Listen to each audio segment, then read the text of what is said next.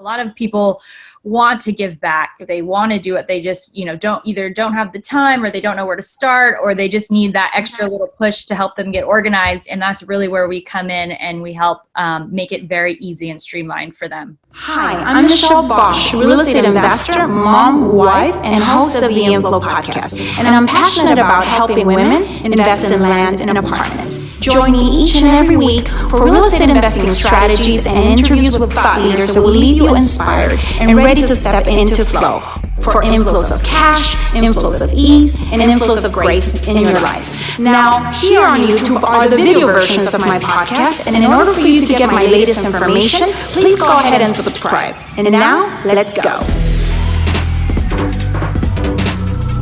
Welcome to the InFLOW podcast. I'm your host, Michelle Bosch. I am super excited about my guest today. I have Pinal with me today, and she's a passionate social entrepreneur. She's a co-founder of GiveBack Homes, which is empowering the real estate industry to turn business into an opportunity for social good. I am so impressed with, the things that she's been doing, what she's up to. She's helped deliver over 200 homes to families in need during the past 5 years. And it's just a pleasure to have you here, Carolyn. Welcome to InFLOW. Thank you, Michelle. Thanks for having me. I'm excited to talk with you and learn more about all the amazing stuff you're doing and spread the word about GiveBack Homes to as many people as possible as well. Awesome. Perfect. So let's start at the beginning.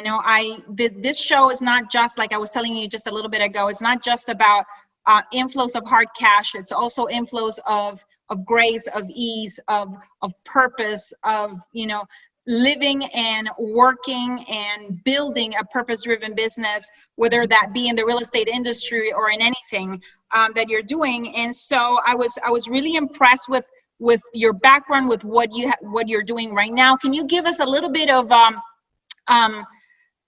just an introduction as to how does GiveBack Homes come about? Tell us just like your full story. Okay, I'll try and give you the short and sweet version. But GiveBack Homes was created about 6 years ago now. Both myself and my co-founder, his name is Blake Andrews, we both used to work at Tom's Shoes, which most people are pretty familiar with. The company became popular probably over 10 years ago now, but it's a company that for every pair of shoes they sell, they give a pair to a child in need. So me and Blake were working there. We got to travel to Central America, distributing shoes to children in need. Those trips were extremely powerful and eye-opening. And it was on those trips that we saw the living conditions of the families that we were, there to help and to deliver shoes to. And so a couple of years later, Blake was actually going through the process of buying a home himself for his family. And in working with the real estate agent, we started having the conversation around, agents wanting to give back. The agent that he was working with donated checks left and right, did, anytime anybody wanted a sponsor or whatever, he was just kind of doing things, but not to give back to his community, but not in a very strategic way. And he never really felt the impact. And he wanted to do something that would help, build more of a legacy and something that he would be able to see where his money was going to. So yeah. Blake and I had the idea, what if we could apply, the Tom's concept, to the real estate world? What if every time someone bought or sold a home here in the United States, it could help provide shelter to a family in desperate need of a safe roof over their head, throughout the world. So that's where the idea came from. And then soon after, we brought Nick, that was the name of his agent. We brought him down to Nicaragua with a group of about 10 other agents. That was we're very scrappy, who wants to come help build homes? This is what we're doing. This is our idea. And luckily a lot of people were very interested in wanting to do this. So that was our first trip that we built homes for 5 families. And we've just kind of been rolling with it ever since. We came back and we developed GiveBack Homes. We launched it. We started talking to brokerages and agents and entire real estate companies. And now we're actually supporting affordable housing all throughout the United States as well. So we work with organizations like Habitat for Humanity and Rebuilding Together. to support their projects, because obviously we're all aware of the housing crisis that's going on here in the US. So we're also supporting those projects as well as continuing to build homes throughout Central America. So we're really excited and we're really proud of the work we've been able to accomplish, all thanks to our real estate agent members. Yeah, and you should be very proud. That is fantastic, amazing. How long of a time span between the idea to where you are right now? That was about 7 years ago. Wow. Okay, so you've been at this for quite some time, and now how do you find the communities in Central America or elsewhere? How do you find them? How do you make sure? I mean, somebody needs to be boots on the ground, coordinating, you know, orchestrating the purchase of materials, and that you have, I don't know if you have an engineering background, but someone that, you know, makes sure that whatever you're building is solid. Unfortunately, I don't have the engineering background, and it would be nearly impossible if I was the one physically, you know, out managing all them.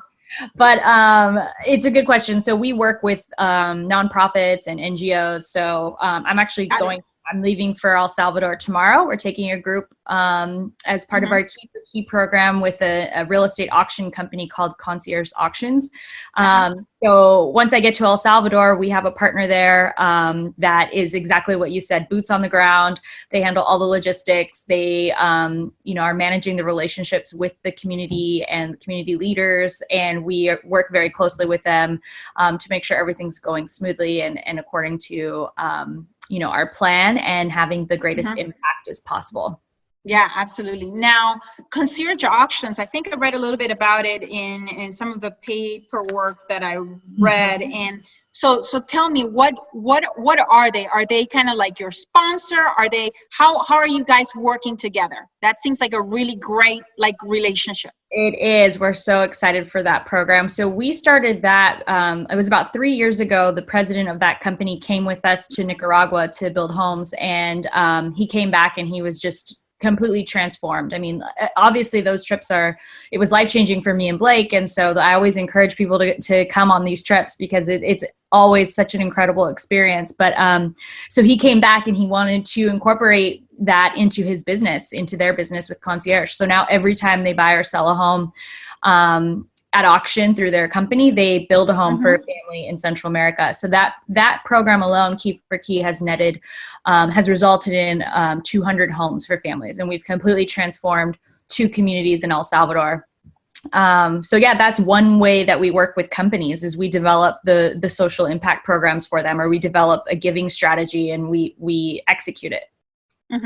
Now, so you bring people down there and you say they are transformed, they come back different. What is it about the experience you think that makes that you know, that precipitates this transformation, that makes it like, wow, I've been touched. If I was doing and making money before and I was, you know, yes, you know, donating here and there, but now this is going to be my, you know, my focus. I'm going to make it a concerted effort. Like what is it about the experience? What happens once you're down there? It's hard to put into words, but I mean, just imagine, you know, I always describe it as, you know, feeling very grateful for the people who come because they are, you know, making the time, making it a priority. It's 4 days, you know, we fly on Friday, we build Saturday, Sunday, and we're back by Monday. So it's really not that big amount of time, but they're traveling to a country they probably would have never considered, you know, like as a you know, way of a vacation or whatever. They're traveling to a country they would probably never consider to help build a home for a family they've never met. And that is extremely powerful. And when you're there and you see you meet the family and you're talking with them and you see their current living conditions, which is usually made out of scraps of metal, it's dirt floors, families of 6 sharing one mattress. Every time it rains, that mattress and everything they own gets soaked. So the homes we're building are simple, they're humble homes, but it's life-changing for these families. And, you know, it makes you just kind of reassess it and just kind of realigns you in a lot of ways. So yeah, no, I wanted to basically, you know, where, you know, our listeners hear it from you. I'm originally from Honduras, Central America. I was born and raised there. I came to the U.S. in 1995. I was 19 years old. I go home every year. I have a 12-year-old little girl, and now that I want to make sure she sees, the privilege that we live in, and why, mom and dad help back home. We help a school, and K through 12.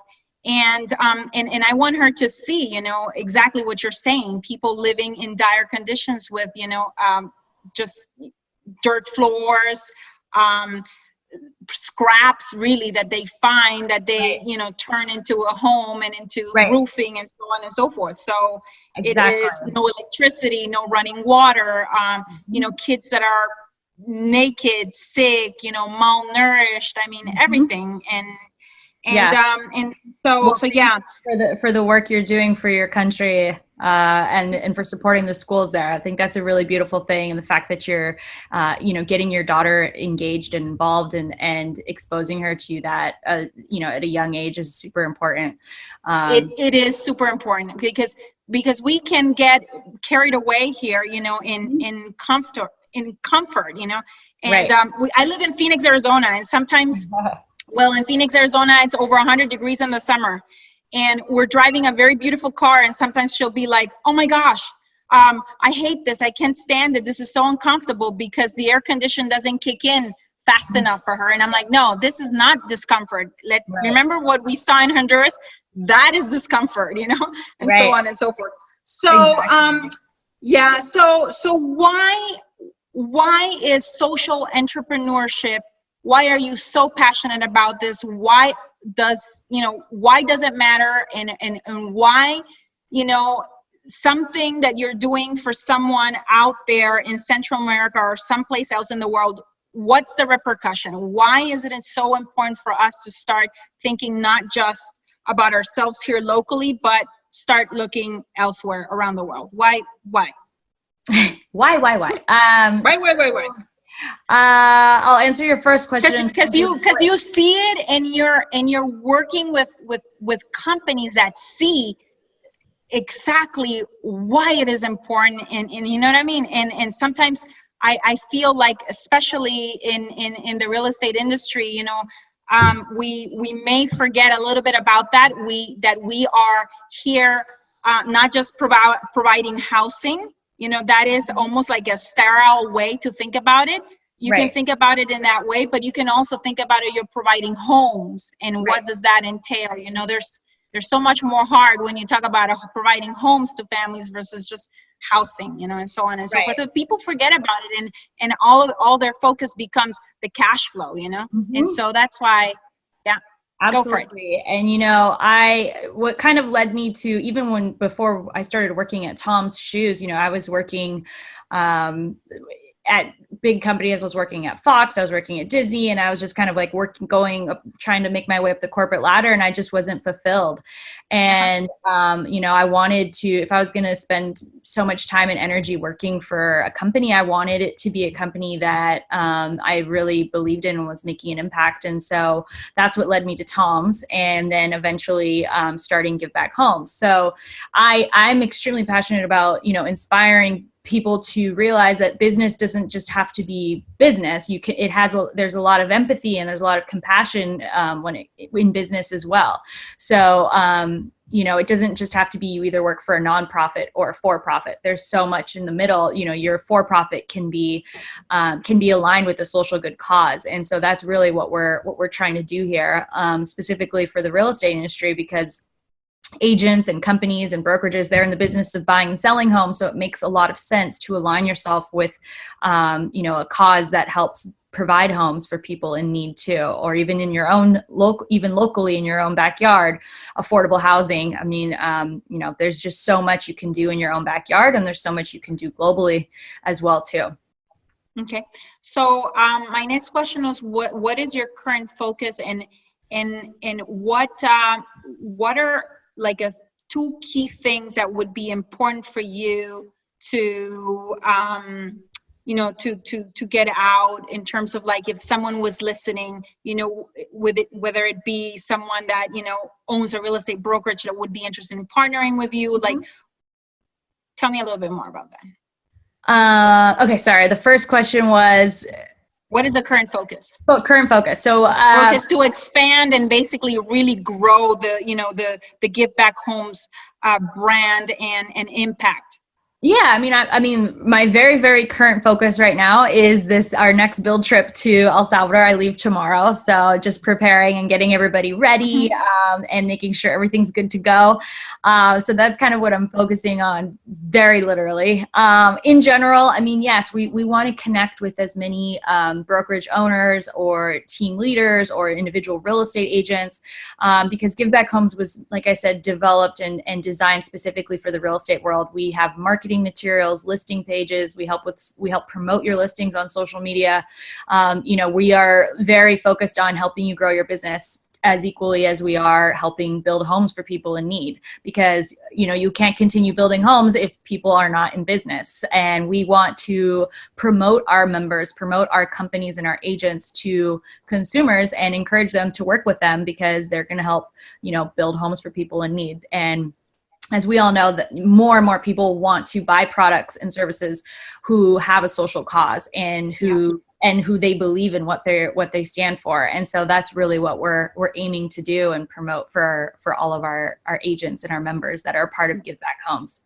And that is fantastic, because it's an amazing value add that you bring as well. Because right. If I heard you correctly, you're helping basically the agents even market the property. So it's so there's an element of some kind of an expertise or genius that GiveBack Homes brings into the picture. Can you talk a little bit more about that? Yeah, I mean, we've had referrals within our community. We promote our members' listings. We have signage. We have sign writers, yard signs that you put out in front of your listing that show GiveBack Homes. With the sale of this home, you'll help build a home for a family in need. We help coordinate volunteer events for our members. We help them do fundraising events. A lot of people want to give back. They want to do it. They just, don't have the time, or they don't know where to start, or they just need that extra little push to help them get organized. And that's really where we come in, and we help make it very easy and streamlined for them. Awesome. Perfect. Now, what do you think it has been the 3 key things that have contributed incredible to your success thus far, as a woman that goes out there and says, you know what, I want to be fulfilled. I want to live not just the freedom of money, time, and relationships, but I want to live the freedom of purpose, of doing something incredibly purpose-driven that I'm passionate about. What are the 3 key ingredients that have helped you, with clarity, with direction, with deciding this is my path, and this is where I know, that God has put me in on this spot for a reason. What are some of those attributes of success that you've had? I would say following your curiosities would be the first one. That's what led me to where I am now, is just kind of being like, wow, that sounds cool. That sounds interesting. I'm passionate about that. I can be passionate about that. And just kind of following one curiosity to another. I would, for me personally, simplifying my life. Like, I'm a pretty simple person. And I find that every time I find a way to simplify my life, the happier I get. Like, I just, whether it's getting rid of stuff, clutter, all the, you know what I mean? Or whatever it might be for you. Like, as much as you can simplify your life, the better. Less is more. You realize you don't need a lot of stuff, and learning that, and this could be something you speak to, or I'm sure you have, is in learning that your money has energy, right? Like whatever, every time. There's a quote that we always like to share is, every time you spend money, you're casting a vote for the kind of world you want to see. And that was from Anna Lapp. She was an author and an environmentalist, and it's so true. Your money has energy, and so whether you have a little or a lot, it still has energy, and it's important to focus and strategize what you spend it on, and what your investing in and what you're donating And towards. the reasons why you're creating it and producing it. And sometimes, it's Yes. beautiful wives can, like I said, money can be a matter of the heart with beautiful wives. Now, what do you do on a daily basis to stay what we call here in flow?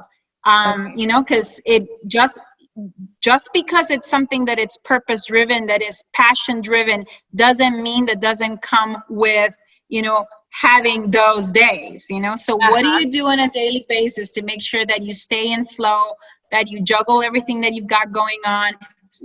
You already kind of alluded, one of it is simplicity, but, and simplifying and so on. But any other tips? I would say as of last year, I started focusing and prioritizing meditation. So I've been able to successfully do that in the mornings, and I feel like it's made a big difference in my mindset. I also have been focused on, worrying less. I think people worry about a lot about things that haven't even happened yet, and we're just constantly always worried. And that was a huge stress for me, even as you know, as working at a startup and starting a company of your own, all of a sudden the first 3 or 4 years are just brutal. They all are, but it's just, you're just constantly worried about things. And there's a lot of people out there, no matter how good you're doing, no matter what you're, how much good you're doing in the world, there's people out there who are just want to take you down, and evil people. And it's just like, you just can't worry about that. You can't let it inhibit you or be afraid of that sort of stuff. You just have to keep going strong in what you believe in. So yeah, that's beautiful. Wonderful. I love that. Now, what are three pieces of advice that you would have, for a young woman, listening to you right now, and that would see you, or maybe not so young like me, that see you as a role model, really, a pioneer in paving a path, and trying to kind of like marry, like you said, the nonprofit, the profit, and specifically within the real estate industry. What are some 3 pieces of advice that you would say to someone right now that doesn't feel fulfilled, that felt like you felt when you were in corporate America, and what would those be? I would say, go outside of your comfort zone. If you are looking for something for more fulfillment, like find a cause, figure out what you want to either donate money or volunteer your time towards. I think doing small things like that, even once a month, can make a big difference in your life and can help you. Like I said, like you follow one curiosity, maybe you volunteer here and then you're like not really feeling it and you try a different one. Like just keep trying to find, the one. And then once you do find it, like get more involved, like find ways to kind of amplify what they're doing and be a champion of what they're doing.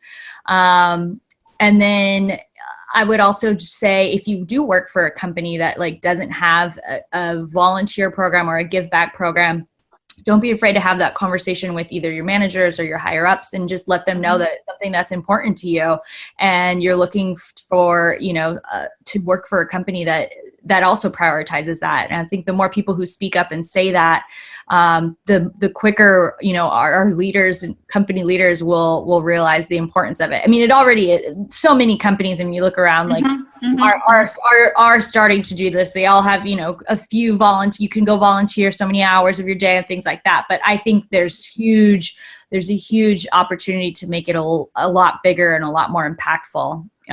People want to love where they work. And so it's up to these companies and the leaders of these companies to provide that for them.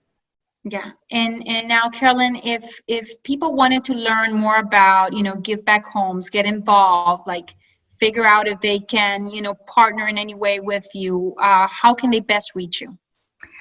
You could just email me. My email is just caroline@givebackhomes.com. Our website is givebackhomes.com. You can follow us on Instagram @givebackhomes. That's the easiest way. Perfect.